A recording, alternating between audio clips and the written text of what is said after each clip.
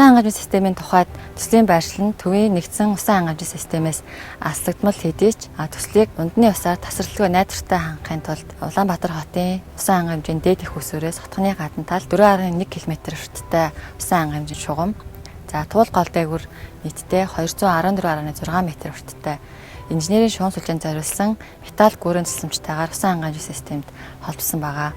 Төслийн байршлын тухайд газрын өндөржилт хөрсний онцлогоос хамаарат төвөгчлөлтийн нөхцөл хамаарч ирсэн. Тэгээ усан хангамжийн системдээ бид нар өндөр даралтын хүчтгсэн хуванцар хоолойг авч ашиглаж төлөвлөсөн байна.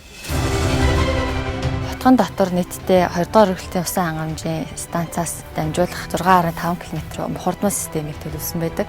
За тус системийн шугамдах усны хөдөлгөөн гидравлик цохилтын эсэргүүцэх тооцооллыг хийсний үндсэн дээр даралт хөтөржүүлэх хаалт, шугамдах усны хөдөлгөөнтэй үеийн агаарыг гарах авахлага зэргийг тодорхой цэгүүдэд үл хөдлөх тулгуур бэлгээнүүдийн хамтаар суурилуулснаар тасралтгүй найдвартай ажиллагааг хангаж ажиллаж байна.